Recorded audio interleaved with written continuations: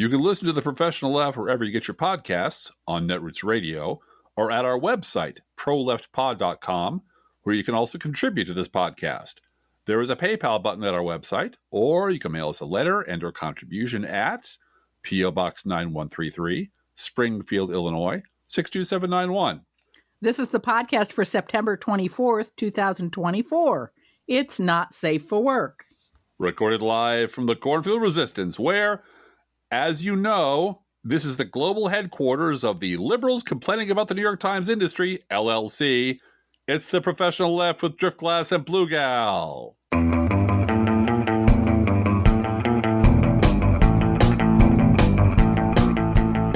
Hello, Blue Gal. Hello. We are the industry of which Maggie Haberman complains. Yes, right. we are. We have internships. We have training programs. You can do 16 weeks at a community college to get a certification.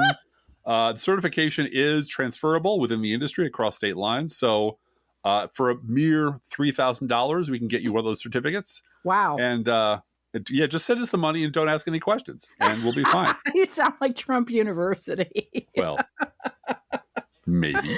Yeah, I have memories of Trump University having to return all that money right after he was elected president. He Oopsie settled. doopsie. Yeah, he wrote a check. Yeah, and as you have reminded us, as you all have reminded us on social media and on via email, for a lot of you, yes, we have been away for a week. Yes, we have. Yes, a lot of stuff has happened in that week. And we could sit here and fill 4 or 5 hours with just reciting the most bizarre, fascistic things that have happened in the last week. Just from like one Trump rally could fill up 4 hours of craziness. But there are so many other podcasts that just read headlines and poll numbers at you, or just recite Trump's lies and Vance's lies. And you can tell those podcasts or blog posts because all of those lies are interspersed with, oh my gods, and can you believe it? Yes, we can. After a decade, we can believe it. You don't need to keep doing all capsing us. So if that's your thing, you'll have no trouble finding what you want. Just Google so-and-so smashes, all caps, Trump, or so-and-so destroys, all caps, JD Vance, or so-and-so exposes, all caps. Yeah, something that's my favorite. Yeah. Finally, he's exposed as some shit we've known for 20 goddamn years. If you've been paying the slightest attention. And it's always aimed at the audience of people who already know this stuff. I know it's porn. I know it's feel-good stuff. But I really am tired of all caps people telling me someone has been destroyed or smashed or exposed when none of that is true. It's kind of insulting to my intelligence. But, if that's your thing, go with God. Yeah. And it is hard. Speaking as someone who has to write headlines for a living, in large part with crooks and liars. I know. It's hard to fit in what we have 66 characters for our headline. If we go over often, but we're really not supposed to. And it's hard. How many times do you say somebody told Trump off in a certain way? But yeah. Well, I suggest, I believe, like we have an institute for training people to hate the New York Times. I believe there is a guild of headline writers sponsored by the New York Times that teach you how to write headlines. Yeah, well, if that's your thing, that's your thing. Yeah. Now, this week and on this Tuesday show, we will have a news roundup, but that is not what brings us together today. So let's jump right into what brings us together today. Marriage. Marriage is what brings us together today. Yes, marriage. Specifically, how much relationship stuff goes on behind the scenes of the political media that would otherwise raise substantial ethical questions, but it just gets shrugged off by members of the Beltway media because everyone knows who everyone is married to or involved with or cheating on, or who got his wife a job someplace or his mistress a job someplace. Yeah. And so what's the big deal? This is how Washington and New York and other big cities operate. And the little people don't need to know this. It's none of their business. None of their business. This is our private business. As we've documented hundreds of times in the last 14 years of this podcast and 13 years of marriage. Yeah. The legacy media is such an insider's club. it's, who had drinks with Tim Miller. Right. The half his book is where I had drinks in with Yeah, who. who I had drinks with and where and what the Tony Bar was in Georgetown. Yeah. And so the members of this club always have each other's back.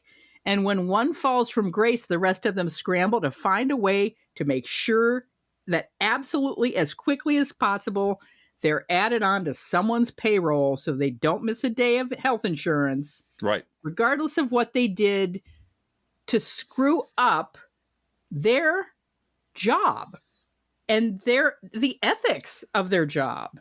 Yeah. Well, screw it up so badly that even by the debased standards of the Beltway media, they had to be let go. Yeah, right. And you might recall, Blue Gal, that Mark Halperin, we found out, was suddenly like working an accounting gig for no labels. Yeah. What the fuck was that about? He's not. He's about making sure his kid had the health insurance. Exactly. That's what it was about. Mark Halperin's our friend, and we're gonna find him a job somewhere doing something. Hey, no labels, guys. We're giving you a whole bunch of free shit. How about you give our guy a year's worth of free dental and health coverage for his kids? Okay. Nobody's doing that for us, and I'm not. No. It's not just jealousy here. This is really about protecting insiders. Right. No matter how many women they've actually assaulted. Right. So, of course, the specific example that made headlines as far away as the Hindustan Times is the whatever it was that was going on between Olivia Nuzzi and Robert Kennedy Jr. Yeah. And may I say, this woman allegedly sending unsolicited nudes to RFK Jr. does not pass the smell test. The word unsolicited. No.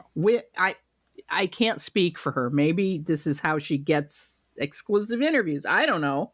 But from my brain and from my knowing women have a definite sense of safety and security about their nude body. And you do, people do send nudes to their lovers who are wherever. But they don't do it to people that they're having a dalliance with, because it's going to wind up on some website somewhere if you don't absolutely love and trust that person and know that they love you back. So this is from Margaret Sullivan on Substack. Quote, New York Magazine suspended their prominent politics writer, Olivia Nuzzi, after finding out she was texting nude photos of herself to then presidential candidate Robert F. Kennedy Jr. She had written about Kennedy and his rivals, including a major piece on President Biden's age. Talk about an obscenity, by the way. Right. President Biden's age and mental acuity. Mm-hmm. The morning after this startling news broke, I taught my ethics essentials class at Columbia Journalism School. Yeah. Great timing. We talked about the glaring conflict of interest that Nuzzi created for herself and the magazine, whose editors have now arranged for an outside review of what happened. I often tell students that a lot of journalistic ethics issues fall into a gray area. So it's important to have the tools, the language, the background, and the critical thinking to work through them as they arise and to make sound decisions. This one, though, is easy. Don't get romantically or sexually involved with your sources. If you do, fess up to your editors and get yourself off the story. Nothing gray about it. Unquote. Yeah. This was cut and dried. Yeah. And of course, because it's the Beltway, it's the legacy media, there will always rise up a hack on the other hand to argue the opposite. That, ethical standards should be lowered even further because, don't you know who we are? Yeah. And today that hack is Ben Smith of Semaphore, who wrote a long, awful piece justifying what she did and what the editors did. But the Texas Holler shortened it up for us. And here's what the Texas Holler... Excuse me, it's the Tennessee Holler. Oh, I'm sorry, the Tennessee Holler. My apologies to Tennessee. My profound apologies to Tennessee. Here is from the Tennessee Holler, quote, Here's Semaphore editor Ben Smith arguing it's okay for reporters to have sex with people they're covering as long as they tell their editors. Imagine actually clicking publish on this, unquote. Yeah. Ben Smith got raked across the coals for making excuses. Well, he had to rise up to protect the collective, to protect, to protect the hive, because the hive must survive. Yeah. But now, how many of you out there, this is a pop quiz, and we're not going to grade you, but you all know who you are. How many of you remember what was going on with David Gregory and his wife way back in 2011, back when he was the first chair on Meet the Press? We remember, you know why? Because we have archives. We do. And we love our archives. We do.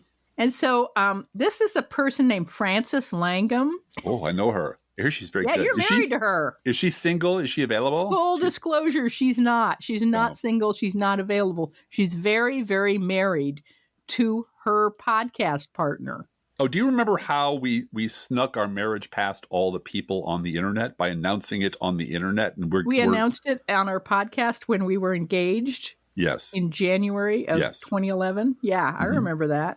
Yes. And very few people were surprised. Oh, my God. Look what they're doing. Oh, my God. They're going to get married? Oh, my God. Doesn't that cross some ethical boundary? No. Well, that's the point, isn't it? Isn't that the point? And I think, too, I made a face on Twitter about Peter Baker. Right. Quoting a piece in the New Yorker and saying how brilliant it was in the New Yorker without mentioning that his wife wrote it. Right. And my face was, this is what my face would look like if Driftglass ever quoted something I wrote and didn't mention I was his wife. So, the following piece you're about to read from 2011. Yes, is by your wife. Yes. Writing for Crooks and Liars in November 2011. The occasion was David Gregory being invited onto Lawrence O'Donnell's program to promote his web-only show, Pass, P-A-S-S, with David Gregory. Is that still on? Is that thing still on? No. It's gone the way of like Jib Jab? Is I don't know what happened to it, Driftglass. Pass with David Gregory. Quote, this is me writing. I guess the pass is, I'll pass on mentioning in all my Freddie Fannie investigations that my wife, Beth Wilkinson, was one of the 4 top executives in Fannie Mae who resigned as the federal government took it into receivership in 2008. Oh, that's right. I remember that. This is me writing again. I'm not accusing Beth Wilkinson of corruption or vice. She's clearly an accomplished attorney, and she joined Fannie as Dodd-Frank was being passed. I have no access to what she did or did not do as a Fannie Mae vice president. But then David Gregory comes on a television show and says this, quote, the background's important. Fannie Mae and Freddie Mac are quasi-public private agencies. They survived and they made a great deal of money because they worked the Hill. But they went way beyond working the Hill. They had the Hill by the throat. This is Republicans, this is Democrats. Both sides of the aisle made a lot of money through these companies. So that's the backdrop. Unquote. Yep. Okay, David, but where in the backdrop is the fact that your wife was executive vice president and general counsel of Fannie Mae when they stopped being quasi-private and got bailed out by the taxpayer? Not a fucking word. Not a word. And he could have just said it. All he had to do was say, full disclosure, my wife is an accomplished attorney and she was vice president of Fannie and general counsel of Fannie Mae during this year. Yeah. Period. And, I can't depend on her as a source for this story. That's all you have to say. Me writing for Crooks and Liars still. The Georgetown cocktail circuit that lets this kind of no transparency BS stand in for watchdog media is 99% of the problem. They come from a world where David Gregory's wife planned purchase of Jimmy Choo's for spring got splashed on the pages of Washingtonian magazine. I am not making that up. At exactly the same time that Newt Gingrich collected $30,000 a month from Freddie Mac for history lessons. And the GE-owned liberal network didn't see fit to mention it. Yeah. Unquote. Yeah. That's corruption across the board. Yeah. Well, and there's not quite a linkage, a perfect circle, but this was also during the period of time when Newt Gingrich was in danger of political oblivion, but the person who kept dragging him back off a pile of shit and refurbishing his reputation and putting him back in the public eye. And because of things he said. His reputation was in the toilet because of things he said. He kept saying crazy racist nonsense, specifically about Barack Obama and et cetera, et cetera. And every time he did that, a guy named David Gregory, who was on Meet the Press, kept hauling his ass out of the ash heap, brushing him off and reintroducing him to the audience as the former speaker. You know, Mr. Gingrich. And he wouldn't ever ask him about the crazy shit he said. He was just there to polish him up and return him to the good favor of the public. Right. And it's just so fucking corrupt. And it goes way beyond Trump. It happened way before Trump. Now, most of you, this is a different type of corruption, but I think it's just as clear and bad. Most of you probably won't remember that when David Brooks, the most prominent legacy media conservative writer in America, was writing columns in the New York Times, endlessly sermonizing about the importance of marriage and family and how staying married was very important, terribly important to stay married, and how poor people, the black people and poor people, black people and poor people. We're talking about the poors, what the poors should do to keep their communities stable, to have stable families and stable communities. They needed to get married, and they needed to stay married because that's what you need to do to save America. This was exactly at the same time he was dumping his own wife and taking up with his much, much younger research assistant, which nobody talked about. Because, and I know this because at the time, I was literally the only person writing about what appeared to be happening with David Brooks. Because I paid attention. I paid fucking attention. He was writing a lot of sad bastard columns. You know, sad guy. And one of them he's walking past a dance studio and there are all these, I guess, teenage girls up there, and he's looking up longingly, thinking of love and lost youth. It was just ugly, weird, creepy shit, and they just let him do it. He was writing about being alone in hotels and being in the lobby and being alone in hotel rooms, what you find when you're alone in a hotel. And I noticed while he was doing this, especially when he appeared like on shows like the Charlie Rose Show, he wasn't wearing his wedding ring anymore. Right. At all. And I have a screenshot of that, and I circled it in red, and I posted it going, is David Brooks divorced? Is he getting divorced? Wouldn't it be nice if the guy who's yelling about the importance of family and marriage is getting a divorce? Someone would mention this, someone other than a blogger in the middle of nowhere. There was clearly something that all of his colleagues knew about. They obviously, I'm sure Mark Shields knew, all of his friends knew, everyone in behind the scenes had to know this shit. But until Brian Lamb, I believe it was on C-SPAN, asked him directly about it months after I started writing about it. No one said a word about it. Yep. And then when Lamb no one in the Beltway said a word about it. Not a word. Not mentioned it. Not at all. Remember, Yeah. this is an area of cultural and political importance he's sermonizing about while violating it in his private life. And when Lamb finally asked Brooks about his divorce, Brooks clams up and says, for legal reasons, he can't say anything. Can't say a word about it. Move on. Let's move on. Other than like, oh, I don't believe I ever wrote any stuff about marriage or stuff like that. Let's move on, Brian.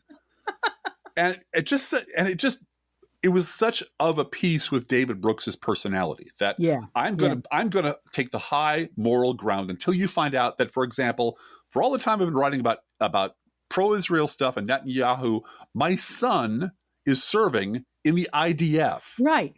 And I'm not going to mention that as I write about my good friend Bibi Netanyahu, because that might, imperil my position as completely aloof and above it all and completely objective. And you can trust me because I'm telling you the straight dope. And I'm telling you, this stuff happens all the time with these people, with these Beltway people. Yep. So for years, Driftglass, we've all known that Clarence Thomas's wife, Ginny, she's a little mashuggy. Yeah. She's nuts. She drunk dials people. She's a Tea Party lunatic. She's a J6 promoter. She texted crazy shit to the chief of staff of the White House. And she and her husband are also corrupt AF. But, hey, what's she going to do, Driftglass? What's she going to do? Let's all move on to the next thing. Mm-hmm. Everyone knows that Melania Trump's marriage is a sham, that she is completely absent from Trump's life, from Trump's campaign, and that some shadowy figure just paid her $250,000 to speak to the 12 remaining log cabin Republicans. I would do that for half that in cash. And the only reason they showed up is they picked out her clothes. Yeah.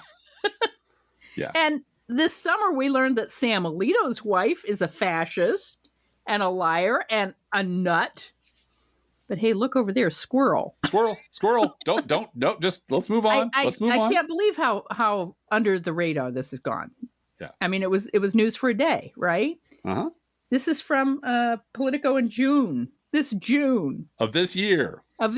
Quote, Lauren Windsor is not apologizing for recording her undercover conversations with Supreme Court Justice Samuel Alito, his wife Martha Ann Alito, and Chief Justice John Roberts.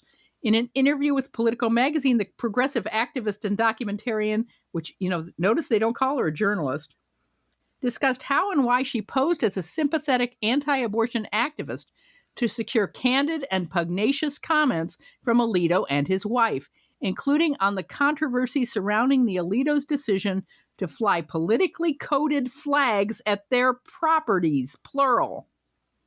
She said it was shocking to hear Martha Ann Alito say she fantasized about designing a flag featuring the word vergogna, the Italian word for shame, to fly in response to LGBTQ pride flags during Pride Month.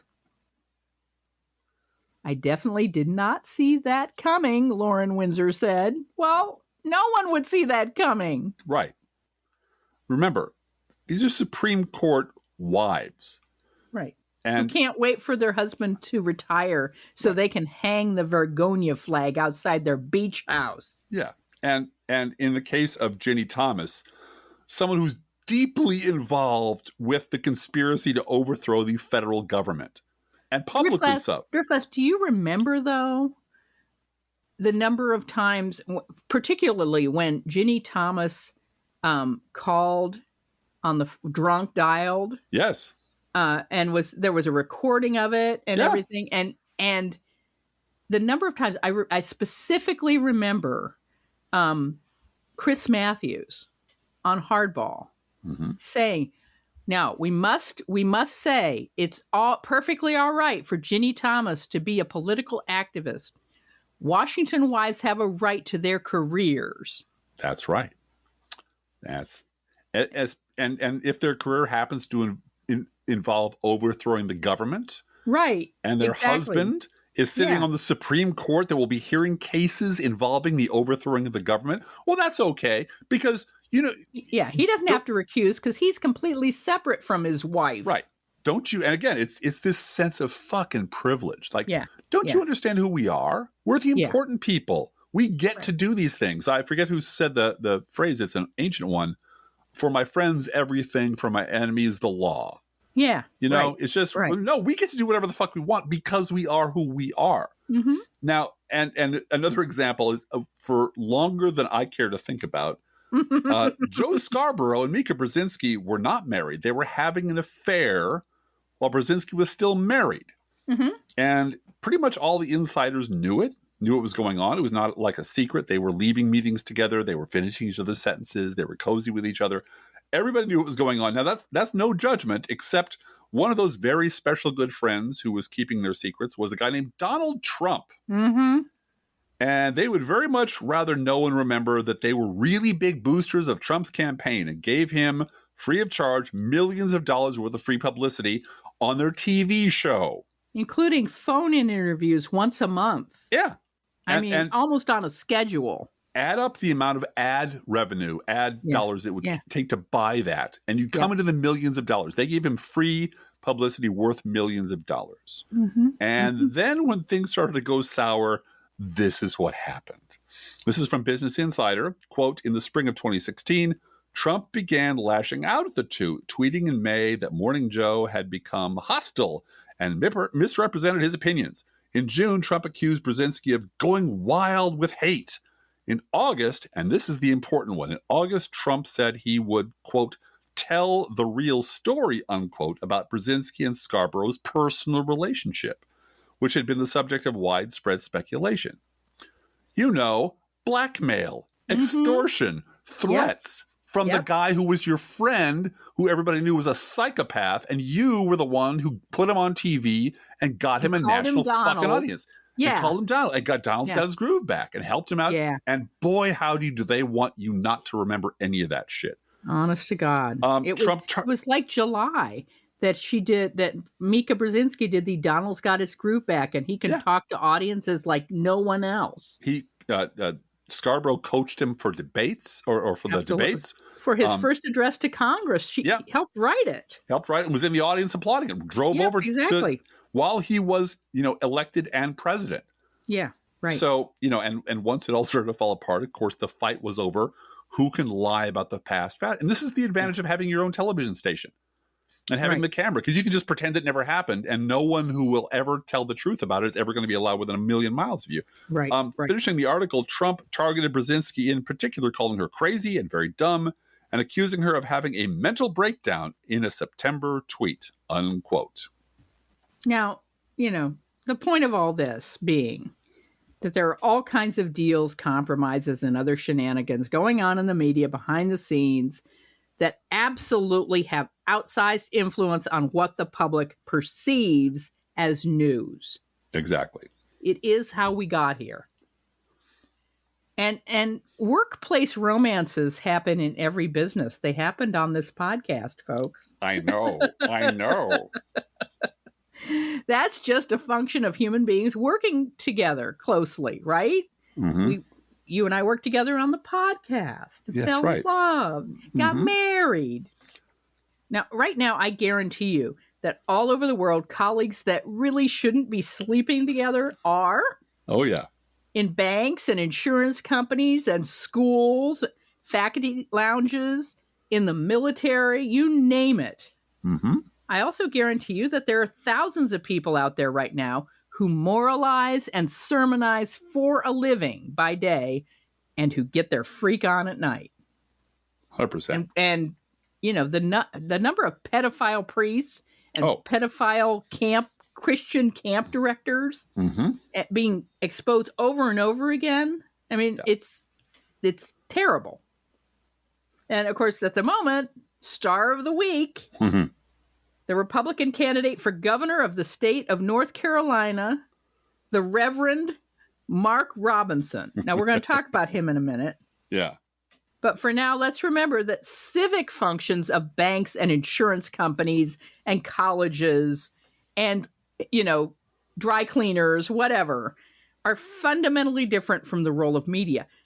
The public is not being cheated if Betty from accounts receivable is knocking boots with Bob from marketing.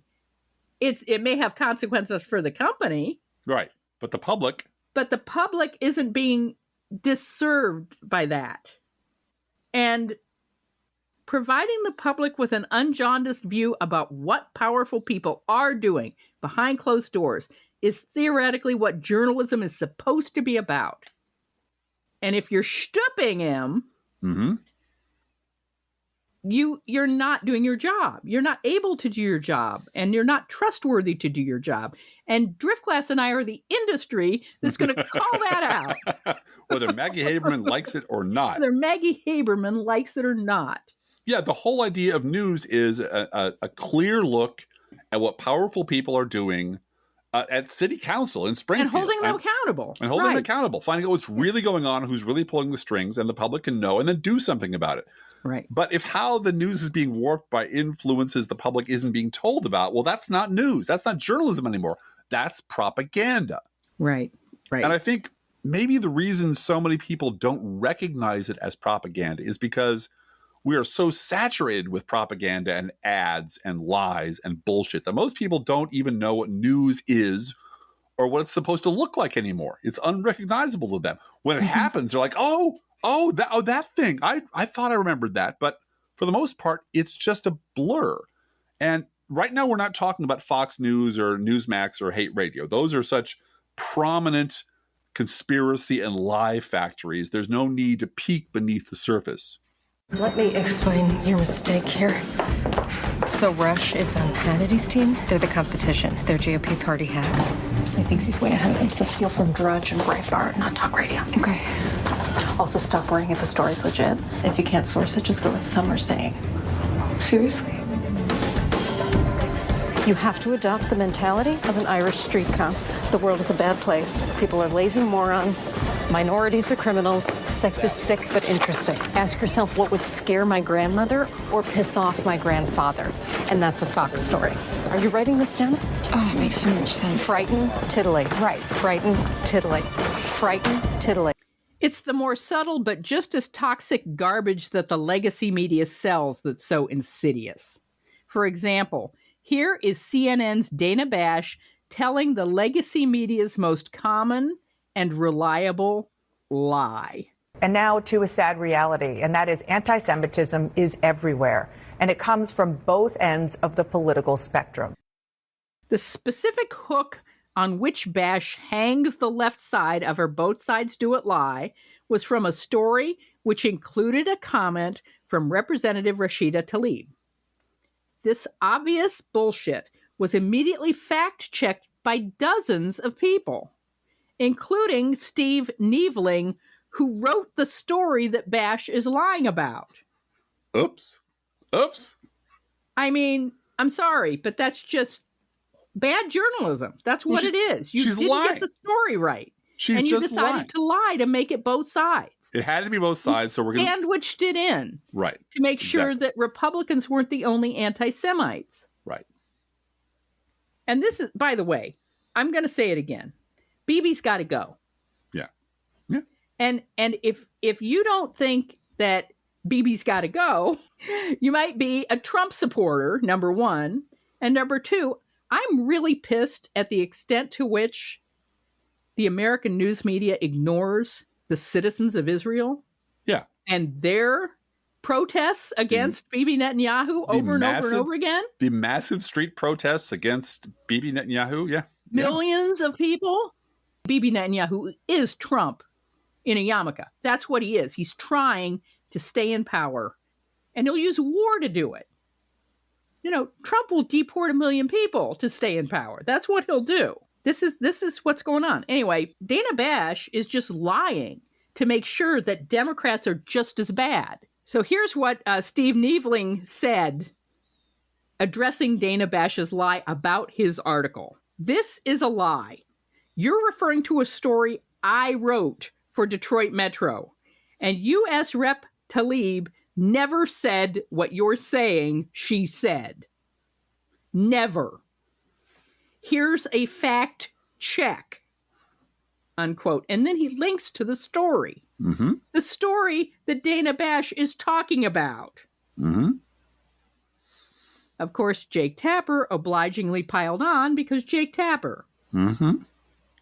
Unfortunately, fact-checking the lies of the legacy media falls under the purview of the super-secret liberal media bashing industry, which Maggie Haberman just conjured out of thin air. Yeah, and which we are a proud member of and leading. We're really obviously global, we're one of the leading global headquarters right here in the global headquarters of that industry. Yeah, LLC.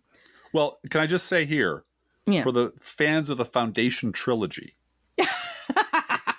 I love you, Driftglass, and I love science fiction. Go right ahead. The way you hid the Foundation from the view of the collapsing empire was by sticking it on the ass end of nowhere planet. Yep. Way the hell out on the galactic rim where nobody cared what was going on. We developed the bashing New York Times industry on the same principle, which is let's make the global headquarters in the middle of a cornfield, in the middle of Illinois. Nobody will think to look here. Gotcha, Maggie Haberman. Yeah. But she ferreted us out. She found out what we were doing. Uh-huh. Yep. This is, well, I think it floated. The jetsam and flotsam floated toward her, and she noticed, oh! Cornfield! Now look, I want you to notice the privilege in this statement. Oh, yeah. This is from Dave Davies' interview with Haberman on NPR's Fresh Air. Mm-hmm. Quote, and this is Maggie Haberman, I think that the media does a very good job covering Trump. There are always going to be specific stories that could have been better, should have been better, that are written on deadline, and people are not being as precise as they should be. I think there is an industry, bluntly, Dave, that is dedicated toward attacking the media, especially as it relates to covering Donald Trump and all coverage of Trump. And I think that Trump is a really difficult figure to cover because he challenges news media process every day, has for years. The systems are just fundamentally, they were not built to deal with somebody who says things that are not true as often as he does, or speaks as incoherently as he often does. I think the media has actually done a very good job showing people who he is, what he says, what he does.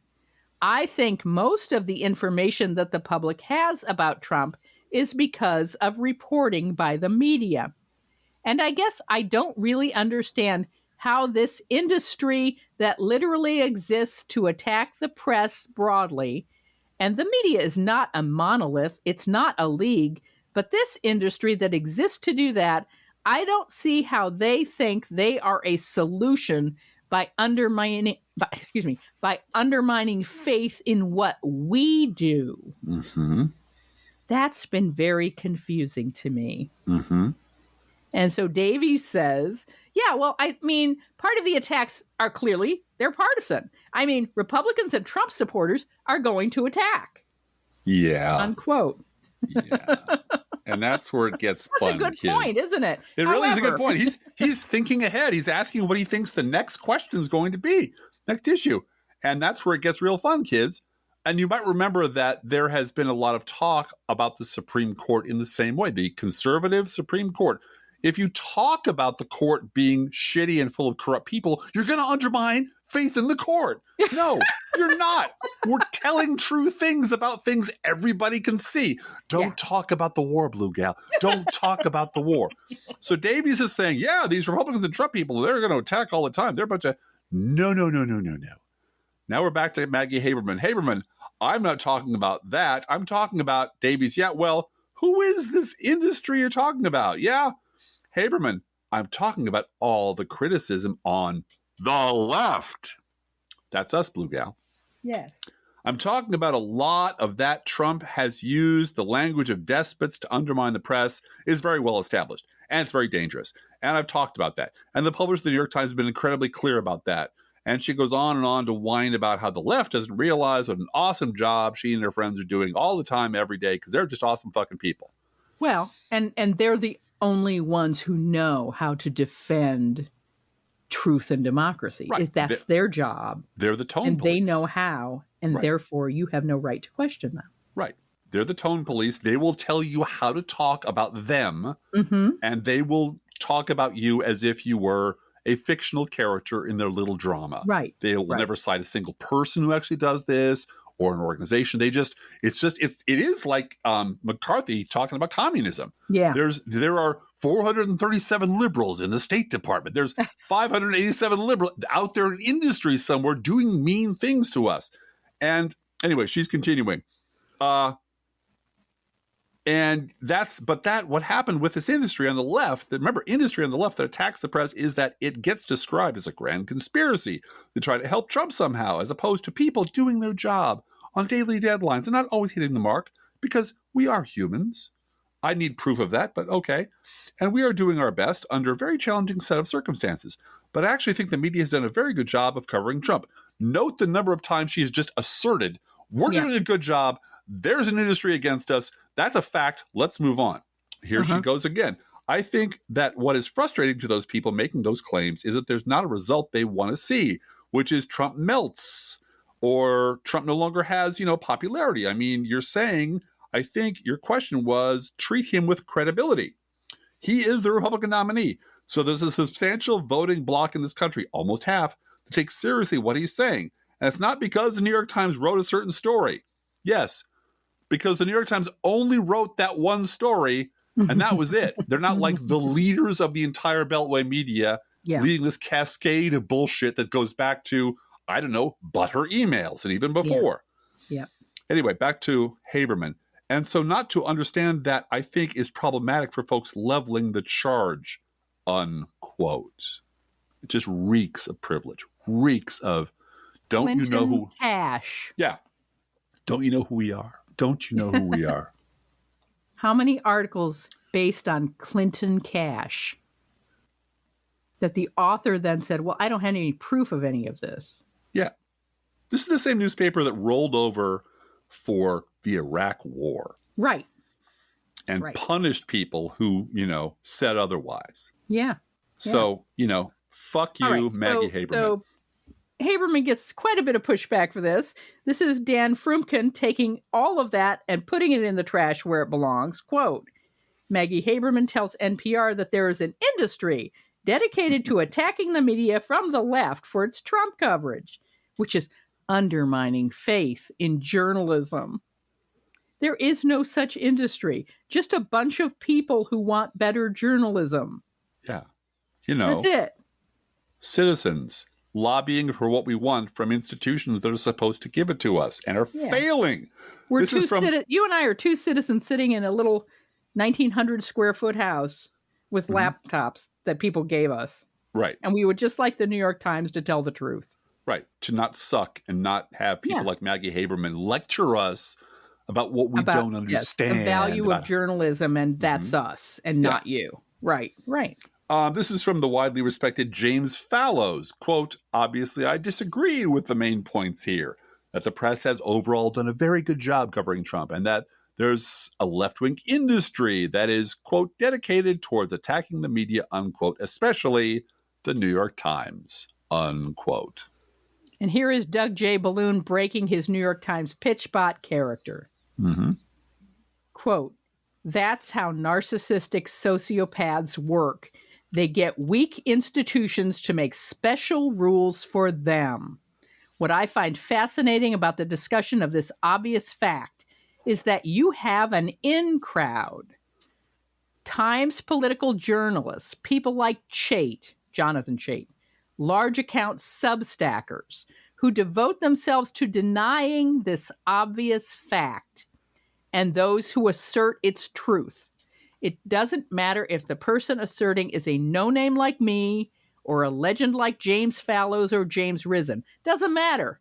They deserve scorn and derision. There are no serious arguments, just a lot of respect my authority and boilerplate, evidence-free assertions. Serious people know that Trump is getting tough coverage is the thrust of it. Yeah. And we're the serious people, and anyone who disagrees with us is unserious, is what he's saying.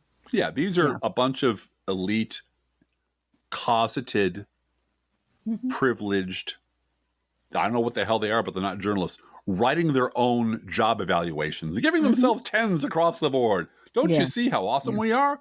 Who would dispute us? We're also in charge of HR. This week was also just across the board a big week for legacy media royalty, covering their asses generally. This week, we mentioned the aforementioned Joe Scarborough. Joe Scarborough has just now discovered a disturbing thing going on in the corporate media. It seems that some in the corporate media, who he would not name because, why bring names into this, are trying to create some sort of false equivalence between the two candidates for president. I know. Oh, my God. Some people call it some sort of both sides do it thingy. And by God and St. George, Joe Scarborough will not let this stand because Joe Scarborough has always been at war with East Asia, Blue Gal. Thank God. Thank God. Thank God he knows that both sides don't. Yeah. And had the courage to come forward and say so. The word hero is often overabused, Blue Gal, but well, hey, really. that as soon as the well-funded lifeboat for the Republican Party is built, Joe Scarborough will be sailing upon it. Of course he will. You mean And Senator he'll give Scarborough? An hour of his morning of the 4 hours he gets every morning, Monday through Friday on MSNBC. He'll give them an hour or two. Of course he will. To promote their, right side Republicans. That's right. Yeah. And and then we'll get the Cat Food Commission again. Okay. This week, David French of the New York Times decided it's actually we silly, addle-pated liberals who don't really understand what's going on inside the Republican Party. Yeah. This is the same David French who spent his entire adult life writing right-wing garbage for outfits like the National Review, while turning a blind eye to what was going on inside his Republican Party until it was far, far too late. And then he gets to go write for the New York Times. Sure, because he suddenly found out the Republican Party is full of Republicans. And this shocked him, deeply shocked him. And they scrubbed his background, didn't they? They sure as hell did. Since it would be far too psychologically painful and professionally inconvenient for him to admit that the left has actually been right about the right all along, he just erases us and replaces us with imaginary liberals who need to have all this complicated grown-up political stuff explained to them in very small words. I would pay to see a David French Digby cage match over let's discuss the last 20 years. Yep. This is a week when another New York Times conservative decided to double down on the lie that Trump somehow magically transformed or transmogrified or hijacked or in some other way turned the Republican Party in 2016 into something that it wasn't in 2015. So, take it away, David Brooks. On his other job on PBS, this is from the PBS NewsHour, and he is referring to Mark, I'm a Black Nazi, Robinson. David Brooks, quote, "It's nastiness and mind-boggling nastiness. Well, what it says is the Republican Party used to be a normal party, which had normal vetting procedures like you were a college Republican. Then you got vetted by your local state assembly. And then, so you had a normal, like any industry basically, there's a whole series of structures that people who were just complete opportunists and degenerates, if I can use that word, don't pass through the system. But that whole system was wiped away. And so ever since the Trump era came in, ... like I stopped reading at that point because he's lying. He's lying. And this is propaganda. Straight up propaganda. Not journalism. Yeah, no. It's propaganda. But Driftglass, the winner this week has got to be Chuck Todd. Yes, Chuck Todd. He's still alive, who might have gotten fired from Meet the Press, but he is still NBC News chief political analyst. He is. And this week he came roaring back with a defense of both siderism so ridiculous that no one has seen anything like it since the days of Why Won't Obama Lead? Why won't Obama lead, Blue Gal? Now, this is from NBC's very own website. Mm-hmm. So they can't pretend they don't know this is happening. Quote, Chuck Todd, "What if we can't unite?" Oh, so very sad. Let's be honest. The current level of political discourse is unsustainable for this democracy. Maybe it doesn't break us this year, maybe not next. But unless we choose to rise above it, either by electing de-escalators rather than purveyors of zero-sum political pugilism, or by demanding that the big tech companies stop creating algorithms, unquote. De-escalators? You mean like Barack Obama? Or do you mean like CPAC? Chuck, remind me again how the right reacted to the election of Barack Obama. Yeah. Remind me about Sarah Palin. Remind me about Bill Clinton and the blue dress and how NBC handled that. Todd continues. Every time Barack Obama tried to reach out a hand and rise above it and de-escalate, what happened to him, Chuck? What happened to him? Yeah. What happened and that's to the why, Tea Party? and that's a question that Chuck Todd, you could kneel on his chest and threaten to remove his toes with a bandsaw, and he still wouldn't tell you the truth about it, because if he ever did, he would implode. He would melt. He would cease to exist, because he is both sides do it incarnate. Mm-hmm. Mm-hmm. Todd continues. And that brings me back to what happened over the weekend. Be honest with yourself.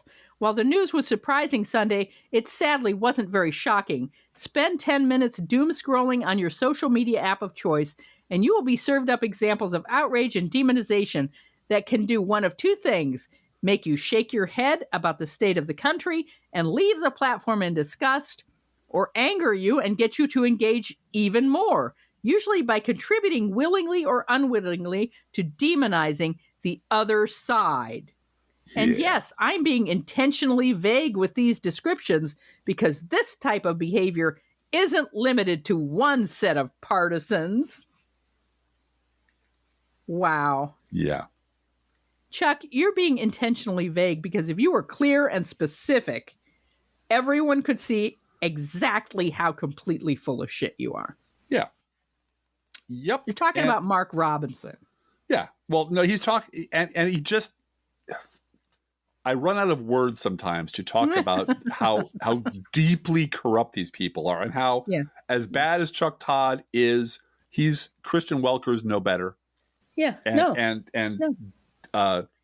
David Gregory was no better. This is not Chuck Todd. This is it's not an NBC mandate that whoever has those big chairs has to talk like this, whether they believe it or not. They have to make up the craziest bullshit to justify it because everyone knows it's a lie. Literally everyone knows this is all bullshit. And here Chuck Todd continues, quote, "It's why it's hard to take seriously the outrage from some in Trump's orbit that it's the Democrats and their media allies who have created the more violent conditions in our political landscape.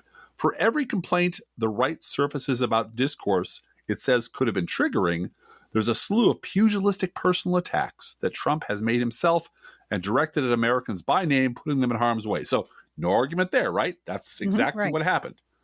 And then what do you put behind you when you attack, Blue Gal? You put the word "but." Put your butt behind you.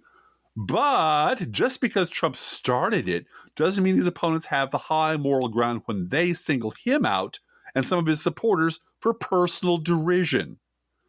I still want to live in a society where two wrongs don't make a right. Unquote. And there it is. There is Chuck Todd's irredeemably corrupt statement of corporate media morality. Of course, it's bad when terrible people do terrible things, but it's equally bad, maybe even worse, to say true things about those terrible people and the terrible things they're doing. Mm-hmm. So when I say Donald Trump said today that people who disagree with the Supreme Court should be arrested, that's me lobbying personal derision against Donald Trump.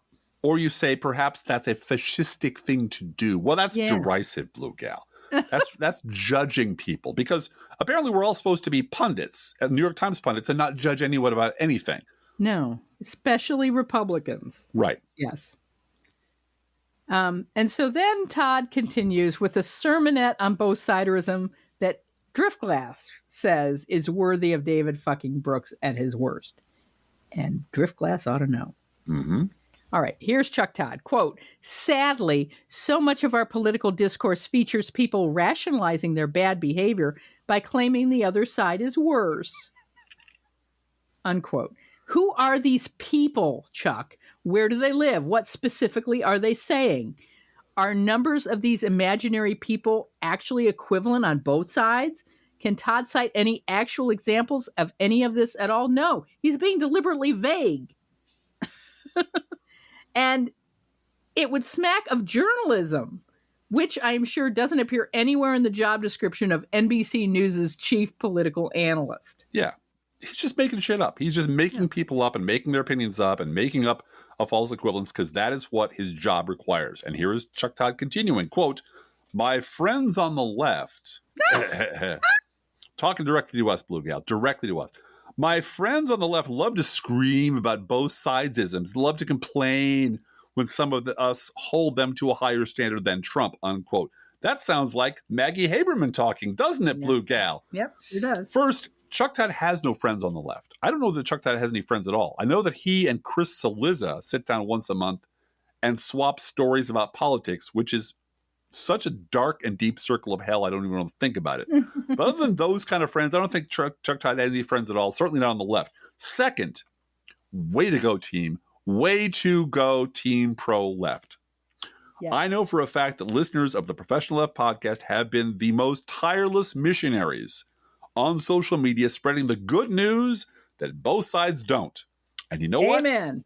It has worked. It actually fucking worked. Yep. The message of the both sides don't movement has penetrated so deeply into enemy territory that the NBC News chief political analyst now has to acknowledge that it exists and where it's coming from, before, of course, dismissing it with one of the weakest, most pusillanimous excuses I have ever heard. This is Chuck Todd again. Quote, "But the party that promises a higher standard is asking to be judged by a higher standard. This doesn't mean anyone is condoning the bad behavior of the other side, but it means that if you ask the voters to expect better, you should always behave better, period." Unquote. This is goalpost moving on a fucking rocket sled. Sure, okay, Donald Trump is a degenerate, racist, rapist, fascist, lying monster. And that's all really bad, of course. But actually saying true things about Donald Trump and the Republican Party is objectively worse because of some reasons that Chuck Todd never gets into. Again, this is nothing but pure propaganda for the Beltway media mentality. Now, we're going to do a full news roundup on Thursday. But the Mark Robinson implosion is frankly so awe-inspiring that we just have to mention it today. The story is everywhere, and we particularly like the way my colleague Conover wrote it up for Crooks and Liars.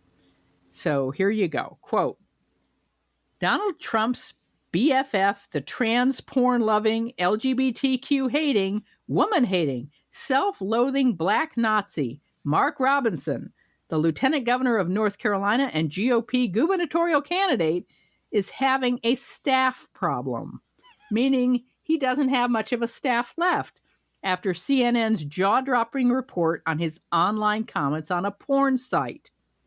Robinson denied the report and said, 'You know my character.' Yes, we sure do, Mark." And so does his staff. With less than 2 months before the election, Robinson is down to 3 staffers, including a bodyguard. WUNC reports a campaign news release said that 4 top staffers have left the campaign. But WUNC has confirmed that other staffers have quit as well, leaving Robinson with just 3 people working on his campaign, 2 campaign spokesmen and a bodyguard. I don't give the departing staffers any kudos, though. This is Conover talking. They did not hit the exit door when he told a church full of attendees, "Folks need killing." Or when his wife ripped off the Girl Scouts, or when he revealed that he and his wife had an abortion procedure years ago, but the North Carolina Republican wants a flat-out ban on abortion for everyone else. Robinson's long list of appalling remarks should have been a disqualifier a long time ago. But Republicans don't care and his staff don't care. I guess being a black Nazi was too much for them. Maybe they prefer white or orange ones. I don't know. Unquote. Mm-hmm. I want to talk for a moment about the pearl clutching going on in the media over Robinson's porn habits. Right. Jake Tapper opened one segment by saying, "We don't want to kink shame. But how about hypocrisy shaming?" Right? Absolutely. And this repeated thing of the contents of Mark Robinson's porn chat room typing are not appropriate for a television audience. But 18 months of Monica Lewinsky's blue dress was totally appropriate for hours-long special coverage from Countdown with Keith Olbermann. And CNN, special coverage. Mm-hmm. Fantasizing, and I'm gonna say it, folks. Fantasizing about the temperature of your own pee as it falls on a woman's butthole. That's what he was writing about. Oh, by the way, we should mention, this is not safe for work. It's not something a pastor ought to be sharing under the exact same username he uses on Facebook. Also, let's talk about the tech experts who volunteered to, and I'm sorry for the illusion, get to the bottom of how Robinson was either hacked or impersonated by AI. And Robinson immediately declined their offer. Yeah. Perhaps Reverend Robinson can pay some of the Mike Pillow internet election experts to hold a day-long seminar on cybersecurity at the Nude Africa website in great detail. Mm-hmm. Go into great detail of the Nude Africa website and their cybersecurity. And here's a detail that has been largely overlooked. Robinson's fantasy forum post was about his wife's sister, his sister-in-law. I can't. We know your character. We know your character. We know your character. Yeah.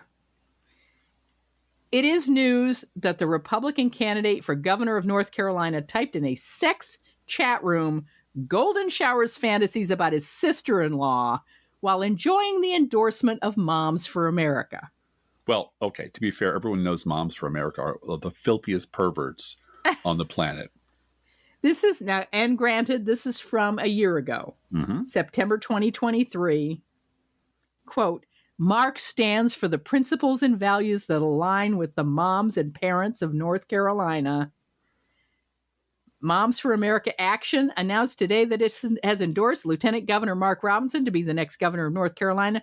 We are proud to endorse Mark Robinson for governor because he is a fellow warrior for freedom and shares the same values of faith and family as Moms for America, said Kimberly Fletcher, founder and president of Moms for America Action.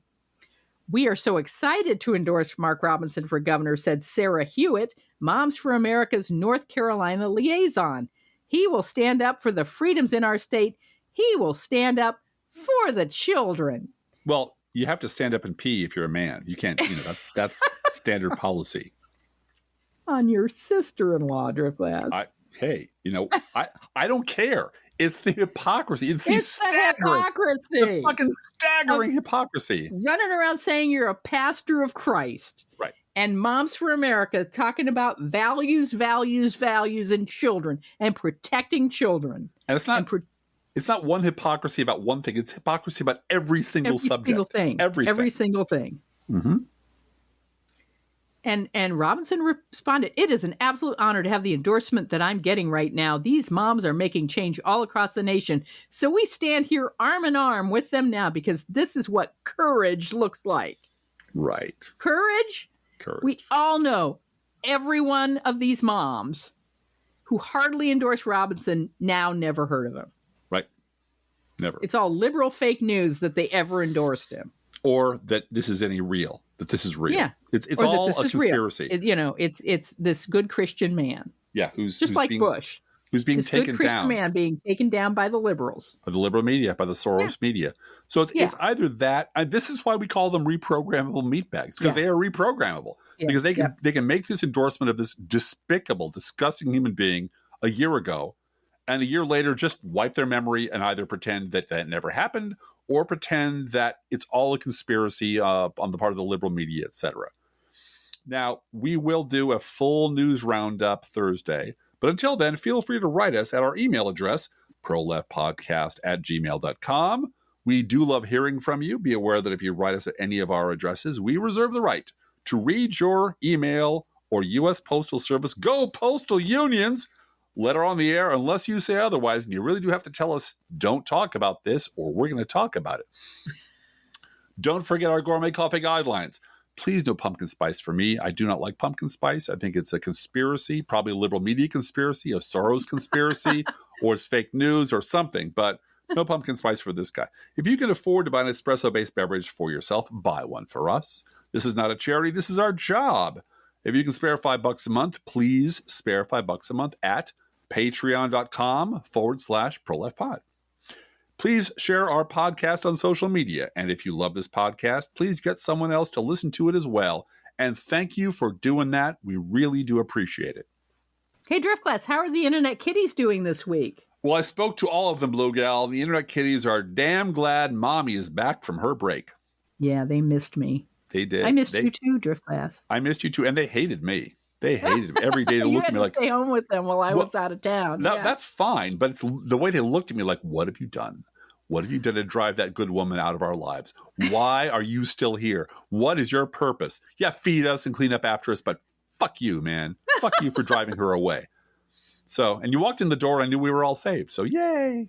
Yeah, and I think 5 minutes from then, they didn't realize I had been gone. What? So. Well, they're just like Moms from America. Let's think about living. Think about living. Let's think about loving. Think about loving. Let's think about the hooping and the hopping and the popping and the loving, lovey-dovey. Let's forget about the wine and the crying, the shooting and the dying, and the fellow with the switchblade knife. Let's think about living. Let's think about life. The Professional Left podcast is recorded under a Creative Commons license. Copyright 2024-25, GGBG Productions.